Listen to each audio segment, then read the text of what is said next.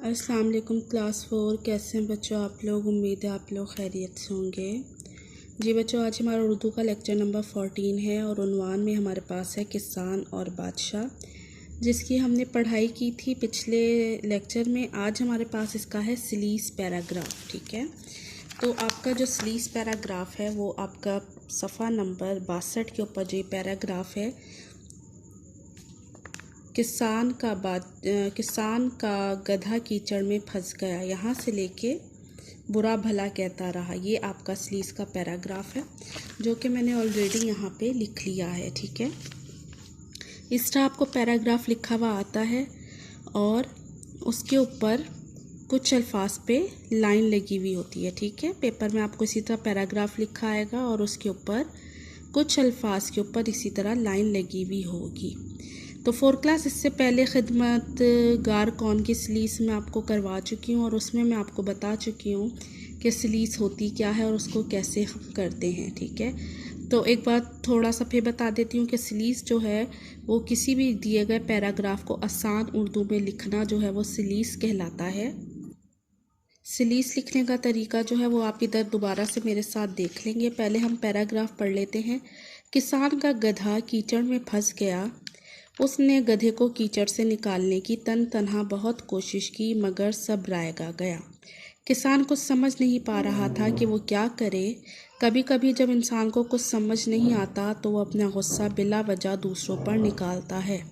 इसी तरह सारी रात किसान परेशानी के आलम में सब जानने वालों को बुरा भला कहता रहा। ठीक है, इस पे तनहा, रायगा, बिला वजह, परेशानी के आलम और बुरा भला के ऊपर लाइन लगी हुई है। जब हम सलीस पैराग्राफ लिख करेंगे तो सबसे पहले हम लिखते हैं हवाला मतन, और हवाला मतन में हम देते हैं सबक का नाम, यानी कि जो ऊपर आपको यह दिया हुआ है मतन, उसका हवाला रेफरेंस ये किस सबक में से है। तो सबक का नाम क्या है? किसान और बादशाह। हवाला मतन में आप लिखेंगे किसान और बादशाह, यानी कि सबक का नाम। उसके बाद जो आपने दूसरा काम करना होगा, हवाला मतन के बाद आप लिखेंगे अल्फाज मायने, और इधर वो अल्फाज लिखेंगे जिनके ऊपर लाइन लगी हुई है। ठीक है, अल्फाज के ऊपर लाइन लगी हुई है, जैसे ये लाइन फंस के नीचे नहीं है बल्कि तनहा के ऊपर लगी है, यहाँ रायगा पे लगी है, तो ये अल्फाज हमने इधर लिख लिए। ठीक है, फिर हम इसके इधर मायने लिखेंगे। तनहा होता है अकेला, ये अल्फाज मायने आपको याद करने होंगे। ठीक है, रायगा बेकार या ज़ाया, ठीक है, एक ही बात है। बिला वजह, बग़ैर वजह के। परेशानी के आलम, बहुत परेशानी या परेशानी की हालत। ठीक है, परेशानी के आलम में, परेशानी की हालत में। बुरा भला, बुरा कहना। ठीक है, बुरा कहना। अब हमने मायने लिख लिए। ठीक है, अब आपने क्या था, पैराग्राफ आपको दिया हुआ था, आपने सबसे पहले हवाला मतन लिखा, उसमें सबक का नाम, फिर जिन अल्फाज पे लाइन लगी थी वो अल्फाज लिख के आगे उसके मायने लिख लिए। अब हम उसकी सलीस उर्दू यहाँ से लिखना शुरू करेंगे। तो इधर हेडिंग हम लेंगे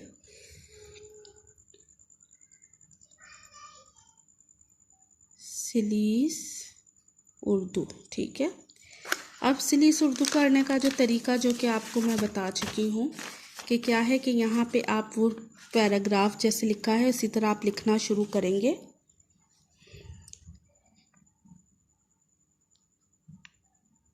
किसान का गधा कीचड़ में फंस गया। ठीक है, क्योंकि इधर कोई मुश्किल लफ्ज़ नहीं है। उसने गधे को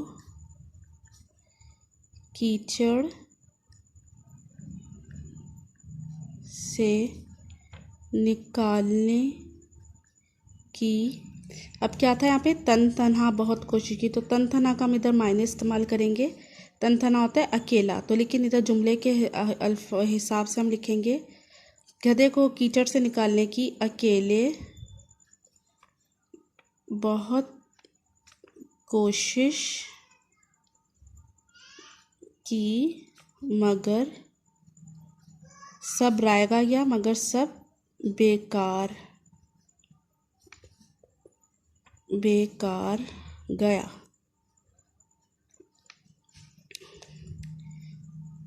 किसान, आगे पैराग्राफ लिखते जाएंगे।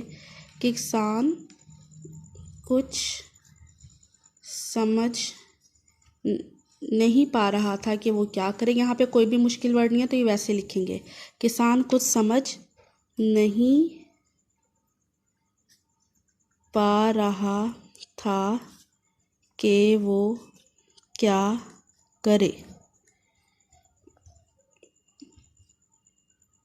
कभी कभी इंसान को कुछ समझ नहीं आता, तो यहाँ पे क्या लिखा है, तो वो अपना गुस्सा बिला वजह दूसरों पर निकालता है। तो हम यहाँ पे लिखेंगे तो वो अपना गुस्सा बग़ैर वजह के, बिला वजह के हमने मायने इस्तेमाल किए, बग़ैर वजह के दूसरों पर निकालता है। इसी तरह सारी रात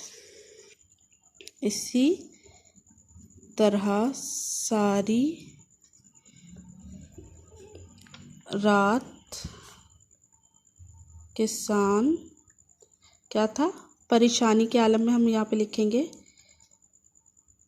परेशानी की हालत में सब जानने वालों को बुरा कहता रहा।